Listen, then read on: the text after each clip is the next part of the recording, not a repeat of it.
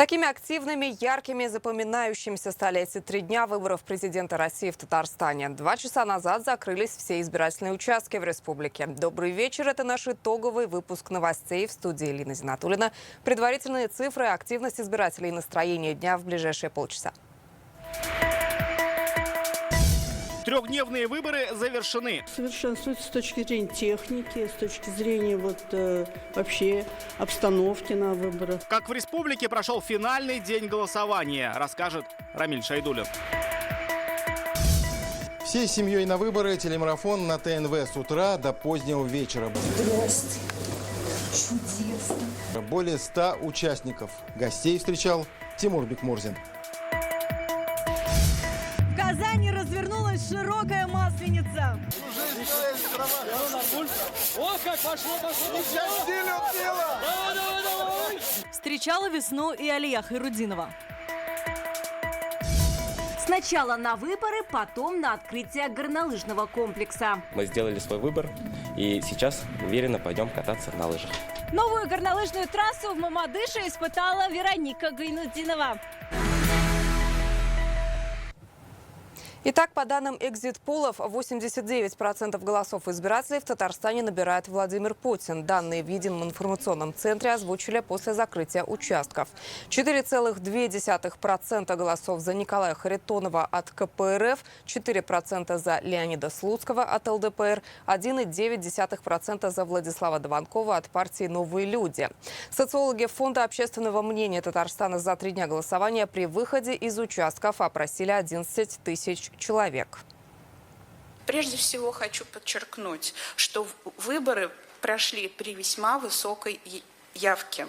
Это так и ожидалось по социологическим опросам, которые были озвучены предварительно. Среди ключевых причин, по которым татарстанцы хотели принять участие в выборах президента Российской Федерации, если говорим о явке, то, я думаю, стоит привести вот эти причины. Люди хотят выразить в первую очередь свою позицию и поддержать своего кандидата. Выражают гражданский долг. Говорят о том, что выбор будущего для своих детей, для них и внуков для них максимально важен. Вклад поддержания стабильности в стране, защиту ее интересов. И в целом это важное событие в жизни страны. Большая программа реализована информирования в медиа, в СМИ, беспрецедентно в этом смысле. Второй момент. На высокую явку, безусловно, повлияла ситуация последних 2 лет. И мы это слышали и продолжаем слышать от избирателей в рамках наших глубинных интервью, фокус-групп, когда они говорят, что мы понимаем, что только в ситуации консолидации сегодня мы можем защитить нашу страну. Сейчас на избирательных участках начинается самая горячая пора – подсчет голосов. Центральная избирательная комиссия республики озвучила цифры по явке на 6 вечера. По последним данным, в Татарстане проголосовали 81,47% избирателей. Самыми активными оказались жители Тюлечинского, Апастовского, Атнинского, Балтасинского районов. Здесь на участке пришли более 95% населения. В целом по стране на 19:00 явка составила 73,25%. По данным системы ГАЗ-выборы, я хочу подчеркнуть, явка на 18:00 17 марта. Явка составила в Татарстане 81,47%. Нарушений не выявлено, это отмечают эксперты, в том числе международные. Это подтверждает и оперативный штаб, происшествий на избирательных участках не зафиксировано. Голосование прошло спокойно, в штатном режиме. Нарушений, влияющих на ход голосования, не зафиксировано. Жалоб на нарушение избирательного законодательства в Центральную избирательную комиссию Республики Татарстан не поступало. Всех татарстанцев, которые пришли на избирательные участки и проявили гражданскую позицию, поблагодарил раис республики Рустам Минниханов. Он с мэром Казани Ильсуром Медшиным приехал на фестиваль всей семьей на выборы, который прошел у Акбарс-арены. Рустам Минниханов отметил, наша республика – опорный субъект России. Она будет и дальше процветать. Дорогие друзья, завершились выборы. Я искренне хочу поблагодарить каждого из вас за вашу гражданскую позицию. Времена непростые, но тем не менее нет никакого сомнения, что мы все эти проблемы, всех наших врагов победим. Здесь никаких сомнений. И, конечно же, наша республика, она опорный субъект Российской Федерации. И наша столица, Казань, лучший город. Аплодисменты. Почему он лучший? Потому что вы самые лучшие. Вы сегодня здесь, и мы с вами. Вам большое спасибо за вашу гражданскую позицию. Ну и, конечно, вот мы с мэром заверяем, что наша столица, наша республика будет и дальше процветать благодаря той поддержке, которую мы получаем, в том числе и со стороны федерального центра, лично нашего президента Владимира Владимировича Путина. И, конечно же, мы сделаем наш город лучшим городом в мире. Рахмат сизга, спасибо! На всех избирательных участках, их у нас 2722, приступили к самоответственной части выборов подсчету голосов. Эти кадры мы получаем со 139-го казанского участка на улице Короленко. Работа идет полным ходом. Сотрудники УИКов первым делом погашают неиспользованные бюллетени, потом скрывают урны. Бюллетени сортируют, отделяют недействительные, где нет отметок напротив кандидатов или где несколько отметок. Дальше сам подсчет и занесение результатов в протокол. Сначала мы будем вскрывать переносные ящики, стационарные ящики, сейф-пакеты, потому что голосование было в течение 3 дней, да? И только потом приступим к подсчету общего количества голосов. Все 3 дня явка избирателей была очень активная. Избиратели настроены положительно. Люди понимают, что в их руках судьба страны. И поэтому, в общем-то, шли с охотой. Мы все 3 дня наблюдали, как жители республики активно голосовали. Это были 8-е президентские выборы в России, которые традиционно вызывают большой интерес. Наш корреспондент Рамиль Шайдуллин все дни работал на участках и готов рассказать, каким выдался 3-й день.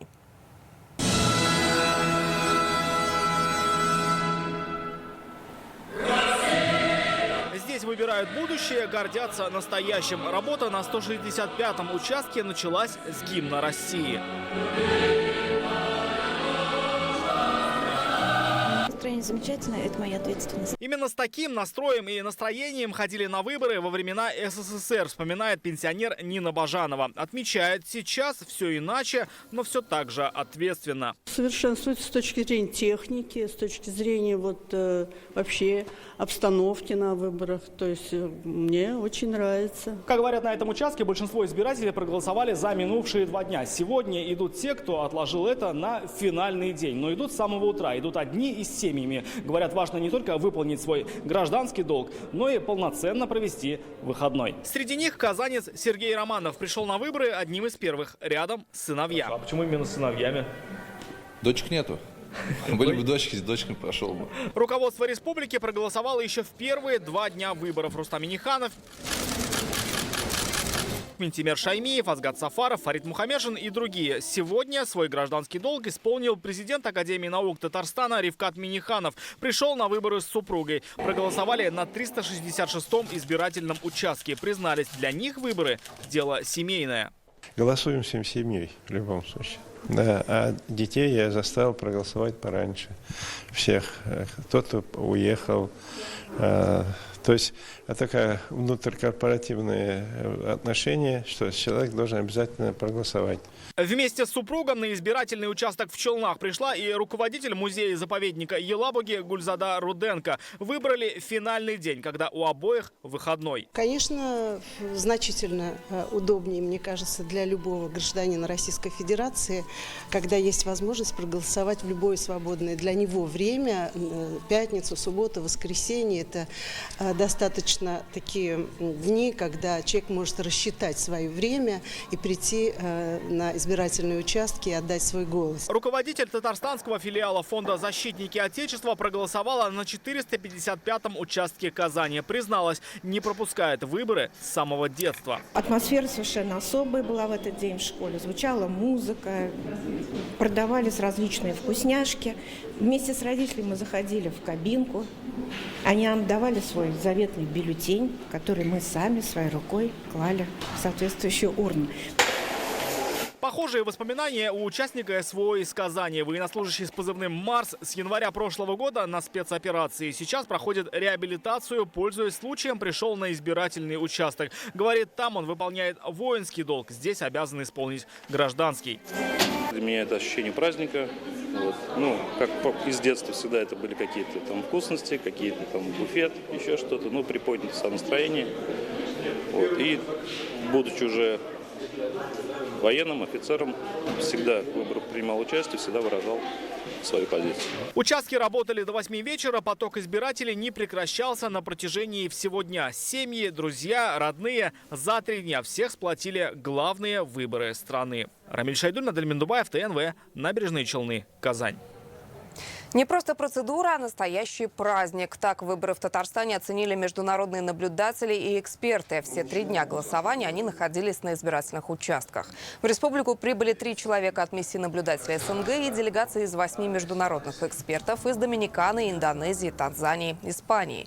Их задача оценить законность процесса и его соответствие международным демократическим принципам.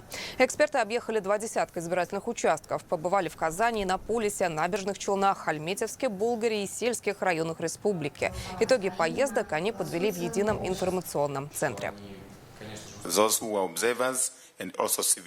Для себя отметил 3 момента. Первое – это абсолютная прозрачность. Еще в первый день голосования мы увидели прозрачные урны. Работали наблюдатели, которые постоянно мониторили то, что происходит на избирательном участке. Второе – это длительность голосования. 3 дня – это намного удобнее. У нас только 1 день. Третье – это допуск независимых кандидатов для участия на выборах. В нашей стране такое представить невозможно.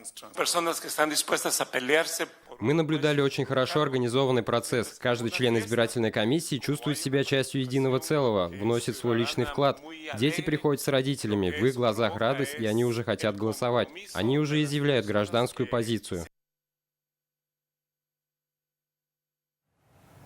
Высокую оценку иностранных экспертов получил и Центр общественного наблюдения. Они отметили уровень открытости выборов и активное участие граждан в общественном контроле. В течение 3 дней на большой видеопанели за ходом голосования наблюдали более 350 человек. Трансляция одновременно велась с 48 участков. В ситуационном центре при Общественной палате 3 десятка юристов мониторили соцсети, взаимодействовали с наблюдателями. Всего поступило более 8 тысяч обращений, большинство информационного характера. За эти 3 дня сообщений, которые так или иначе могли бы повлиять на итоги выборов, нами не зарегистрировано. Технические вопросы, вопросы, связанные с уровнем показа камер, где-то немножко, если вдруг она накренилась, это мгновенно поправлялось. Были запросы от конкретных избирателей, но им более точно адрес их участка объясняли. В Республике Татарстан сформировалась одна из лучших систем по общественному контролю за голосованием. Каждый день в течение всего дня наблюдения, каждые 3 часа наблюдатели предоставляли информацию, как проходит голосование. Мы сверяли эту информацию в Центре общественного наблюдения. На мониторах мы видели, как граждане приходят, голосуют, кто приходит, каким способом. Вся информация у нас имелась. Это и впервые голосующие, и люди, которые с достаточно большим жизненным опытом, возрастные группы. 30 семей со всей республики и 100 экспертов сегодня объединил большой телемарафон всей семьей на выборы на ТНВ. К нам в студию пришли многодетные семьи Татарстана, официальные лица в неофициальном статусе со своими мужьями и детьми, молодожены, медиаперсоны, звезды татарской эстрады. Только в соцсетях ТНВ телемарафон уже посмотрели более 73 тысяч пользователей. О самых ярких моментах Тимур Бекмурзин. Доброе утро. Вместе с открытием избирательных участков. Ведущие ТНВ, харизматичный Зуфар Давлетшин и обаятельная Луиза Закирова. Вместе с ними целая команда юных звездочек Шаян ТВ и большая группа редакторов, корреспондентов, операторов, звукорежиссеров. Чтобы в прямом эфире все 12 часов подряд было гладко и креативно, проделали огромную работу и смогли создать атмосферу праздника. Первыми гостями телемарафона стала дружная семья Шамсуаровых. На марафон мы сегодня пришли самые первые. Остались очень хорошие впечатления. И для детей очень интересные игры организовали. Многодетных семей в Татарстане более 50 тысяч, 30 из них были приглашены на этот марафон. А еще эксперты, чиновники, политологи и тоже со своими семьями. Здрасте. Чудесно. Те семьи, которые к нам приходят, они связывают свою жизнь, свое будущее, будущее своих детей с этой республикой, с этой страной. И это очень важно. Они хотят здесь жить, работать, развиваться и верят в лучшее будущее и верят в то, что их детям будет здесь хорошо. Изюминкой телемарафона стало вручение ключей от автомобилей семьям, которые стали победителями фотоконкурса в первые 2 дня голосования. Свои семейные фото уже опубликовали более 63 тысяч татарстанцев. Главный приз «Лада Веста» уезжает в Актанышский район. Семья большая, и поэтому новый автомобиль обязательно нам понадобится. С новым автомобилем можно поздравить и семью Хуснутдиновых из Лаишевского района. Всем советуем ходить на выборы, активно участвовать. И, возможно, удача улыбнется кого-то сегодня тоже. Многодетные семьи – это не только почетно и престижно, это еще и своеобразный тренд, в том числе среди руководителей разного уровня. Только в правительстве Татарстана их несколько. Вице-премьеры Роман Шайхутдинов и Марат Зябаров, министры Айрат Хайруллин и Марат Айзатуллин. Гостем телемарафона стали и Потяшины, у главного санитарного врача республики 3 детей. Мне кажется, получилось очень доброжелательно, очень хорошо. И так здорово, и так много хороших семей в республике Татарстан, которые могут рассказать о своей истории, о своих традициях. Семья – это важный человек, то есть люди, которые ты любишь, и они всегда о тебе заботятся. И это мама, папа, сестра и брат. Уполномоченный по правам человека в Татарстане Сырья Сабурская пришла с внуком Булатом. Телемарафон и его темы произвели на омбудсмена сильное впечатление. Я считаю, что такие эфиры должны быть. Мы должны говорить о традициях семейных. Сегодня, когда президент России, главная цель и задача – это многодетность, это именно традиции семейные мы должны рекламировать. Все семьи и актуальности сохранения традиций говорили все участники телемарафона. Мы в рамках телемарафона подключаем муниципальные районы республики, разные абсолютно семьи. На мой взгляд, это так здорово. Несущая такая идея, которая в первую очередь направлена на возвращение ощущения праздника, голосования, как семейного праздника, когда семья собирается, идет голосовать. Именно с этим смыслом проходит телемарафон, и мы видим, как люди отзываются. Телемарафон завершил свою работу в 20:00. В это же время закрылись и все участки для голосования. Тимур Бекмурзин, Роман Безменов, Булат Абдульманов, ТНВ, Казань. 3-й автомобиль, который разыграли в дни голосования, выиграла семья Митрофановых. Их фамилию организаторы озвучили во время семейного телемарафона на ТНВ. Митрофановы из Кайбец живут в Казани, воспитывают сына. Звонок с новостью о победе им поступил во время выступления Салавата Фатхудинова на концерте у Акбарс-арены. В Мамадыше дни выборов совпали с открытием горнолыжного комплекса, поэтому молодежь и семьи с детьми здесь сначала шли на участке, потом на лыжах и сноубордах поспешили на новые трассы. Парк экстремальных и зимних видов спорта в Мамадыше построили благодаря победе в федеральном конкурсе проектов создания комфортной среды в малых городах. Вероника Гайнуддинова пообщалась с теми, кто успел и проголосовать, и спуститься по новой горнолыжке.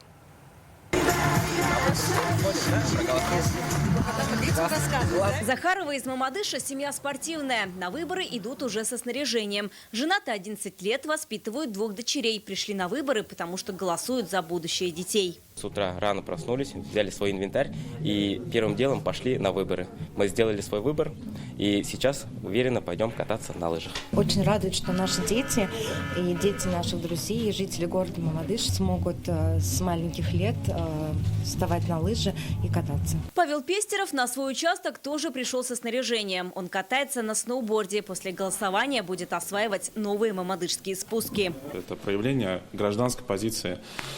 Каждое слово должно быть учтено и услышано. Я пришел на выборы, проголосовал и сейчас иду кататься на горнолыжку. У нас на горнолыжную базу. У нас сегодня второй праздник, как говорится, это открытие экстремального парка. Парк зимних видов спорта – долгожданный подарок для мамадышцев. Его строили с 2022 года после победы в федеральном конкурсе. Совпало выборы и открытие сегодня вот такого спортивного крупного объекта в Мамадыше. Столько народу, более 1000 народу здесь. Все эти факты нас объединяют. Вот это для семейного отдыха, это самое то, я скажу. Поэтому я уверен, многие будут, значит, и приезжать из соседних городов, и соседних районов, потому что для этого все есть условия. На склонах Вятки 3 спуска. На открытие приехали тысячи любителей горнолыжного спорта. Открытие любой горнолыжного комплекса для республик – это большая радость. Ведь горнолыжный спорт развивается в правильном направлении. А для Мамадыша это еще одно новое креативное направление. Нам очень понравилось. Мы попробовали ваши трассы. И хотим сказать, что здесь очень здорово и очень высокий уровень трасс. Как курорт местного уровня и вот эта близость от нашего региона в том числе, это очень замечательно. Мы будем сюда приезжать и кататься с удовольствием. Приехать на открытие новой горнолыжки и не испытать склон просто невозможно. Я катаюсь на сноуборде, поэтому тоже решила встать на доску и испытать яркие эмоции. Склон очень крутой, трасса шикарная, виды отсюда потрясающие. Парк будет работать круглый год. Одним из летних развлечений станет зиплайн. Вероника Гайнудинова, Адельмин Дубаев, ТНВ, Мамадыш. Сегодня в основной день активно голосовали в районах республики. Свою гражданскую позицию выразили ветераны Великой Отечественной, наши долгожители, многодетные семьи, молодежь. В каждом районе была своя культурная программа, приуроченная к президентским выборам.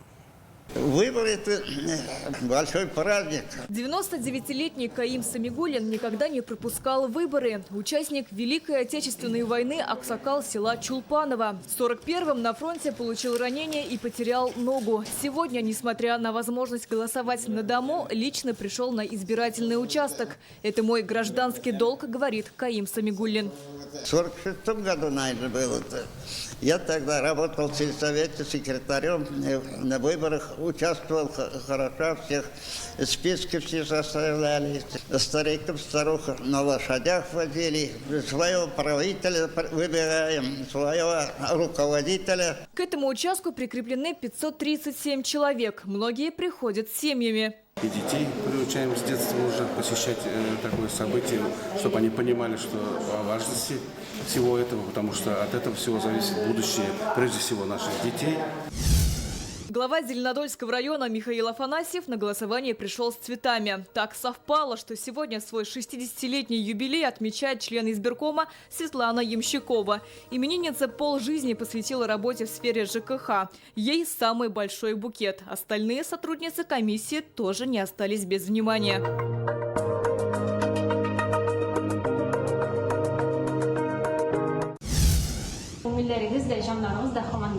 С рубиновой свадьбой на избирательном участке Балтасей сегодня поздравили Наиля и Фираю Габдрахмановых. Уже 40 лет они живут душа в душу. Она преподавала детям историю, он возглавляет управление по благоустройству. Габдрахмановы вырастили 3 детей. Сейчас у них 6 внуков. Вместе пришли голосовать за президента страны.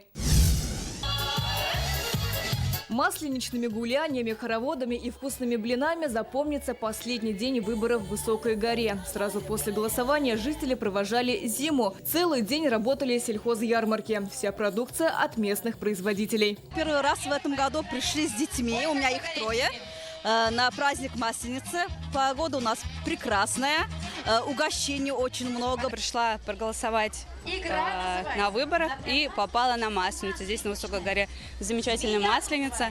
Я как раз пришла с ребенком, вот, участвуем в конкурсах, очень все интересно.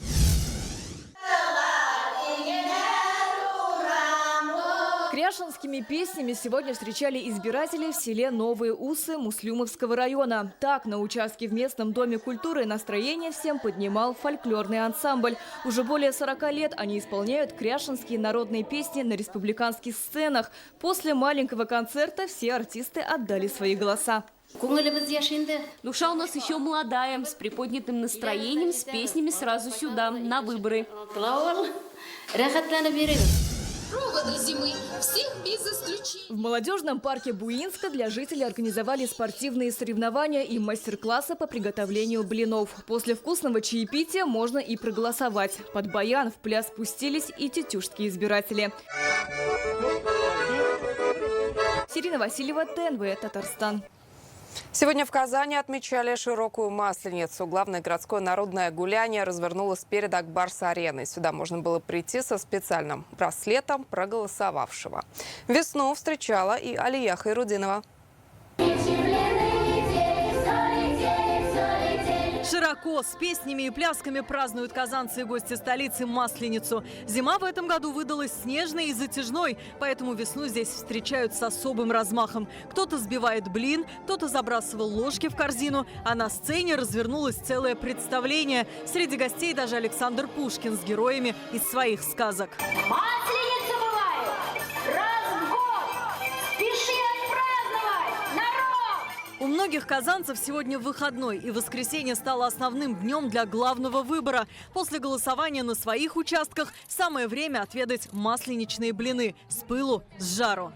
С утра были на выборах, всей семьей пришли на праздник, очень все нравится. Гуляние, блины вкусные, конкурсы хорошие. Ребенку очень интересно, понравилось. Масленица – это вот последний день сегодня завершения праздничной недели. Потом уже православных пост начинается. Это завершение праздника, чучело сжигается. На широкую Масленицу пришел и Фарид Мухаммедшин с супругой Луизой Акрамовной. Вместе с гостями председатель Госсовета и за пилу взялся, и монеты чеканил, и других участников конкурса поддерживал. Он для нас все равно, хоть он и православный, хоть он и христианский, он многонациональный в Татарстане. Так же, как и Сабантой, Уяв, Гринбеттон, Петрау и многие другие праздники. Мы все дружной братской семьей народов республики встречаем эти национальные праздники. И самая вкусная часть праздника – это, конечно же, масленичная ярмарка. Каких только блинов здесь нет. И тонкие, и пышные, и с начинкой, и без. Только на этот праздник их приготовили более 10 тысяч. И у каждого свой неповторимый рецепт. Это называется 4 стакана на масленицу. 1 стакан теплого молока, 1 стакан теплой воды, в одном стакане 3 яйца разбить и 1 стакан муки. Добавляем соль и сахар и печем с душой. Вот так с душой прощались с зимой казанцы. Как говорится, весна идет, весне дорогу. Алия Хайрудинова, Данил Филатов, ТНВ, Казань. На площадке у стадиона Акбарс-арена сегодня весь день шел семейный фестиваль. Его участником стала и Вероника Гайнудинова. Всей семьей на выборы, а потом все вместе на семейный фестиваль. Площадь у стадиона Акбарс-арена сегодня стала центром притяжения тысячи семей со всей республики. Развлекательная программа стартовала в полдень. Зона активности, игровые площадки, аттракционы, народное караоке, мастер-классы по рисованию, лепке, аквагриму. Свое название фестиваль оправдал. Каждый второй гость – это семьи с детьми, маленькими и постарше. Проголосовали сначала, пришли посмотреть, погулять. Погода сегодня хорошая. Вот. Настроение, солнышко. Танцевали, делали разные свечки, лошадки. Очень весело здесь, и нравится то, что массовое такое объединение людей. Я была на мастер-классе, мне нарисовали флаг России. И такие довольны, все счастливые. Ну, не знаю, наша страна, я горжусь своей страной. Праздник продолжился концертом на большой сцене. Его открыла певица Анастасия Макарова. После зрители танцевали и подпевали «Ягоду малинку» вместе с Хабибом. Ягоду малинку, крутит головой, залетает топ. На сцену вышли народные артисты Татарстана. Гузель Уразова, Фирдус Тимаев исполнил свои хиты.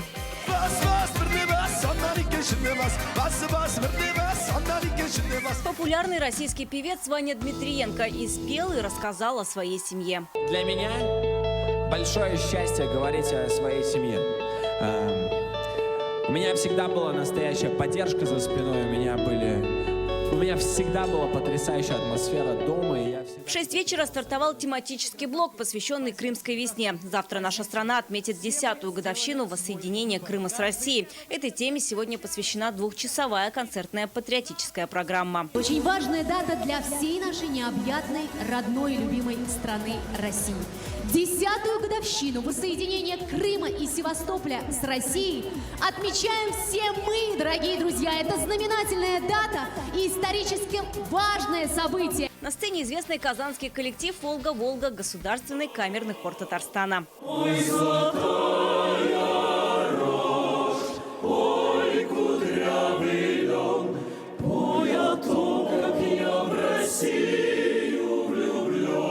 Для зрителей выступления легендарной группы «Кармен» Иванушки Интернешнл. Со своими хитами на сцену вышел Салават Фатхуддинов.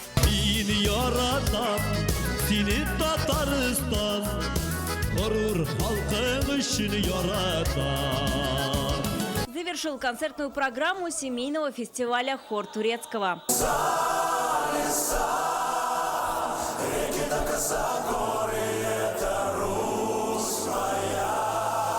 Вероника Гайнудинова, Лисан Саитова, ТНВ, Казань.